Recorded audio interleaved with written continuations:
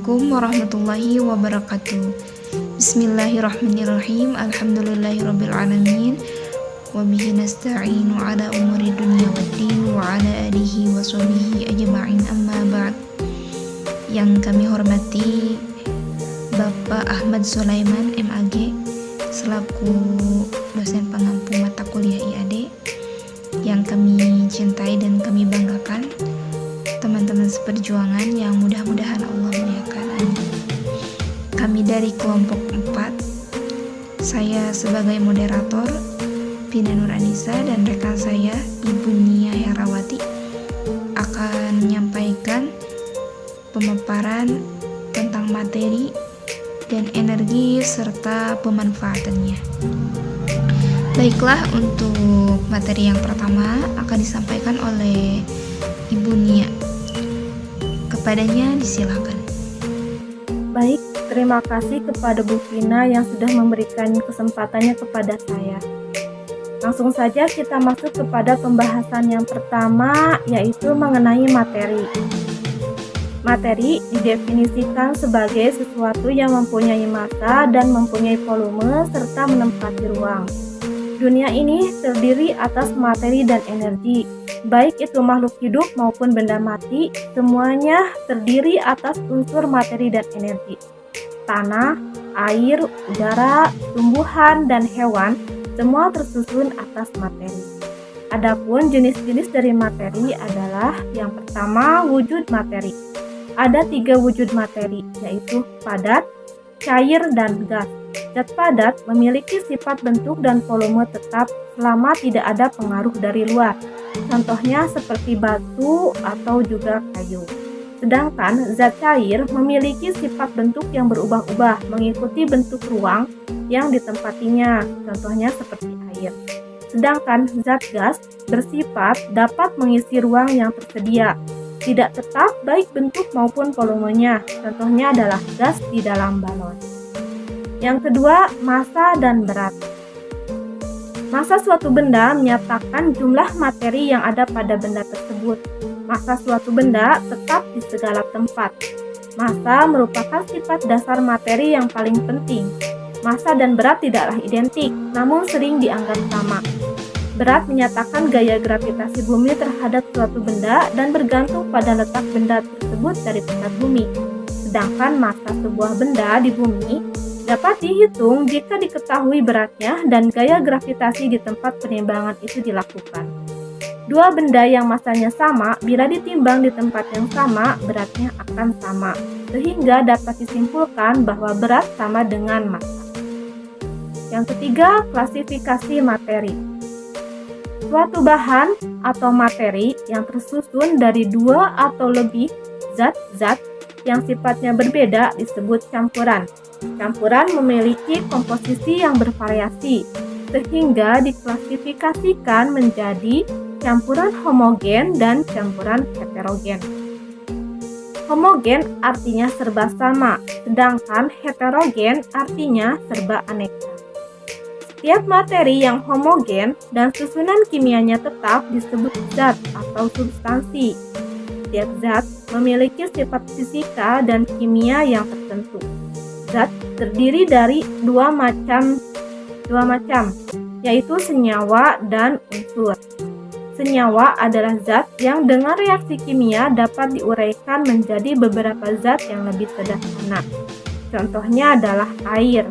Melalui elektrolisis atau peruraian oleh arus listrik, air dapat dipisahkan menjadi oksigen dan hidrogen. Sedangkan unsur adalah zat dengan reaksi kimia tidak dapat diuraikan lagi menjadi zat lain. Contohnya adalah oksigen dan hidrogen. Oksigen dan hidrogen ini sudah tidak dapat diuraikan lagi.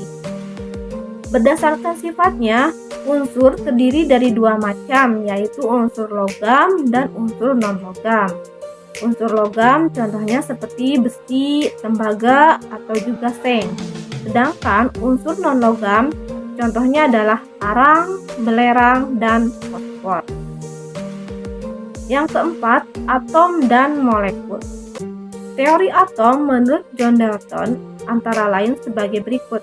Yang pertama, Setiap unsur atom terdiri dari partikel-partikel kecil yang disebut atom. Atom tidak dapat dibagi-bagi, jadi atom sudah merupakan bagian yang kecil. Yang kedua, atom dari unsur yang sama maka sifatnya sama. Atom dari unsur yang berbeda maka sifatnya pun akan berbeda. Yang ketiga, atom tidak dapat dimusnahkan ataupun diciptakan. Yang keempat, reaksi kimia terjadi karena penggabungan atau pemisahan atom. Dan yang kelima, senyawa ialah hasil reaksi atom penyusunnya. Nah, sedangkan molekul menurut Robert Boyle adalah partikel terkecil dari zat, dan molekul-molekul zat yang sama akan sama semua sifatnya. Yang kelima, susunan atom. Susunan atom perlu diketahui, salah satunya adalah untuk mengetahui penyebab atom-atom itu terikat bersama-sama, sehingga membentuk zat yang lebih kompleks. Juga untuk mengetahui mengapa atom suatu unsur dapat bereaksi dengan atom lain. Juga untuk menjawab pertanyaan-pertanyaan lainnya yang belum terjelaskan oleh teori atom. Berikut hal-hal yang berkaitan dengan atom. Yang pertama ada penemuan elektron dan proton. Elektron merupakan partikel atom yang pertama ditemukan.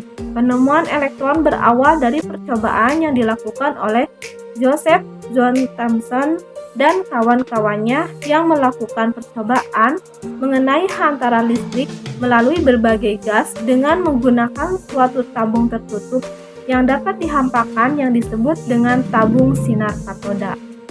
Melalui percobaan lainnya dengan menggunakan berbagai jenis gas menunjukkan bahwa massa partikel positif dari sinar saluran itu bergantung pada jenis yang digunakan.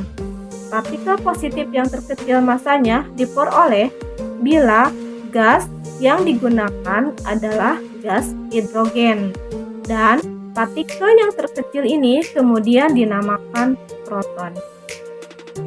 Yang kedua ada model atom. Rutherford berpendapat bahwa proton merupakan suatu bagian ruang di dalam inti atom yang mengadakan tarik-menarik dengan sejumlah elektron sesuai dengan jumlah muatan inti.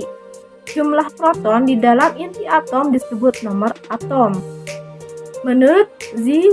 Chenoweth, inti atom yang netral disebut neutron. Proton dan neutron disebut pula nukleon. Jumlah nukleon merupakan nomor massa dari suatu atom. Yang terakhir ada model atom Bohr. Menurut Bohr, di sekitar inti atom itu hanya mungkin terdapat lintasan-lintasan elektron yang berjumlah terbatas. Pada setiap lintasan itu bergerak sebuah elektron yang dalam gerakannya tidak memancarkan sinar. Jadi, dalam keadaan stasioner, elektron mengandung jumlah tenaga tetap dan terdapat dalam keadaan seimbang. Bila pada suatu elektron yang dalam keadaan stasioner diberikan energi, maka elektron ini dapat dipindahkan ke tingkat energi yang lebih tinggi. Namun hal ini bersifat tidak tetap, sehingga elektron tersebut dapat kembali ke tingkat energi semula dengan memancarkan paket energi radiasi yang disebut foton atau kuan. Demikianlah pembahasan mengenai materi. Selanjutnya yaitu mengenai pembahasan energi yang akan disampaikan oleh Bu Vina. Untuk itu saya kembalikan ke Bu Vina. Terima kasih kepada Ibu Nia yang telah memaparkan materinya. Dilanjutkan materi yang kedua yaitu tentang energi yang akan disampaikan oleh saya sendiri. Energi adalah suatu kemampuan untuk melakukan kerja atau kegiatan. Tanpa energi, dunia ini akan diam atau beku. Dalam kehidupan manusia selalu terjadi kegiatan, dan untuk melakukan kegiatan tersebut diperlukan energi. Energi diperoleh dari bahan sumber energi atau sering disebut sumber daya alam. Natural resource. Sumber daya alam ini dibedakan menjadi dua kelompok, yaitu Sumber daya alam yang dapat diperbaharui yang hampir tidak dapat habis, contohnya tumbuhan, hewan, air, tanah, dan sebagainya. Kemudian sumber daya alam yang tidak dapat diperbaharui yang dapat habis, contohnya minyak bumi, batu bara, dan logam. Berikut ini adalah macam-macam dari energi. Yang pertama adalah energi mekanik. Energi mekanik terdiri atas energi potensial dan energi kinetik. Misalnya, pada saat benda belum bergerak, benda tersebut memiliki energi potensial. Lalu, pada saat benda tersebut bergerak, energi potensialnya menjadi energi kinetik. Nah, energi mekanik tercipta pada sifat gerak benda. Energi mekanik dimanfaatkan untuk menggerakkan mesin, PLTA, kincir angin, dan sebagainya. Kemudian, energi yang kedua adalah energi panas. Energi panas merupakan bentuk energi yang terbentuk dalam kerak bumi.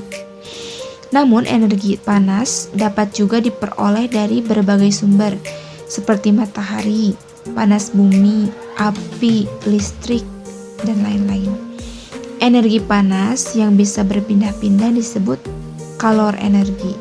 Ini biasanya akan berpindah dari tempat yang memiliki suhu lebih tinggi ke tempat yang bersuhu lebih rendah. Energi panas dapat dimanfaatkan untuk berbagai hal seperti sebagai energi geotermal, menghangatkan diri, mengeringkan benda, untuk memasak, dan sebagainya. Adalah energi magnetik. Energi magnetik adalah energi yang tersimpan di dalam magnet.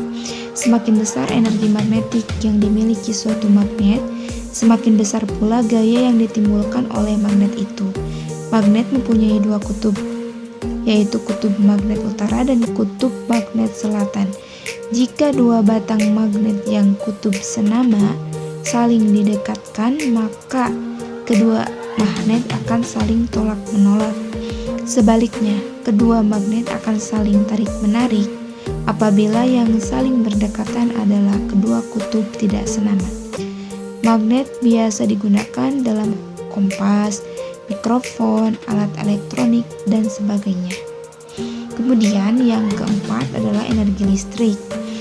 Energi listrik ditimbulkan atau dibangkitkan melalui berbagai sumber, misalnya air, angin, panas bumi, nuklir, matahari, dan sebagainya. Kegunaan dari energi listrik dalam kehidupan sehari-hari banyak sekali yang dapat dirasakan. Contohnya adalah untuk penerangan, menggerakkan mesin, menyalakan alat elektronik, dan sebagainya. 5 adalah energi kimia. Yang dimaksud dengan energi kimia adalah energi yang diperoleh melalui suatu proses kimia. Energi kimia juga didefinisikan sebagai potensi suatu zat kimia untuk mengalami reaksi kimia, lalu berubah menjadi zat lain. Wujud energi kimia hanya dapat terjadi dalam alat penyimpanan energi. Beberapa contoh media penyimpanan energi kimia yang biasa kita temui antara lain baterai, makanan, dan bensin. Keenam, energi bunyi. Energi bunyi adalah energi yang dihasilkan dari sumber bunyi. Energi bunyi terjadi karena adanya getaran. Getaran bunyi memberikan banyak manfaat, diantaranya digunakan untuk mengukur kedalaman laut, untuk mendeteksi janin dalam rahim, untuk mendeteksi keretakan suatu logam, terciptanya speaker sehingga bunyi dapat terdengar dari jarak yang jauh. Ketujuh, energi nuklir. Energi nuklir adalah energi yang dihasilkan dari reaksi antar partikel di dalam inti atom. Sumber energi nuklir yaitu energi ikat pada partikel bebas. Energi nuklir dapat dihasilkan dari bahan baku yang berupa uranium dan plutonium. Dalam kemajuan sains dan teknologi akhir-akhir ini, energi nuklir digunakan diantaranya pada kapal bertenaga nuklir, lokomotif bertenaga nuklir, pesawat terbang bertenaga nuklir, pembangkit tenaga listrik, dan juga digunakan untuk keperluan kesehatan. Energi cahaya.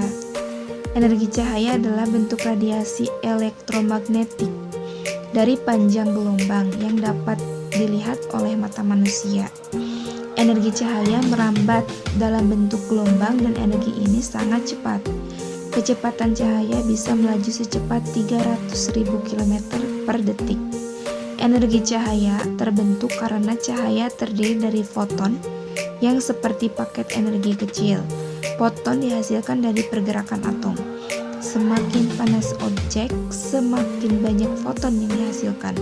Contoh dari energi cahaya adalah lampu, senter, dan sebagainya. Nomor 9 yaitu energi matahari. Energi matahari merupakan energi yang dihasilkan dari pancaran panas sinar matahari. Matahari sebagai sumber energi paling besar di muka bumi sangat menunjang keberlangsungan hidup seluruh makhluk hidup. Untuk memanfaatkannya, energi matahari harus dimanfaatkan sedemikian rupa agar dapat menjadi energi ramah lingkungan. Salah satu contoh pemanfaatan energi matahari adalah panel surya. Pemaparan materi dari kelompok 4. Mohon maaf atas segala salah dan khilaf. Kita tutup dengan membacakan hamdalah bersama-sama. Alhamdulillahirrabbilalamin. Terima kasih atas perhatiannya. Assalamualaikum warahmatullahi wabarakatuh.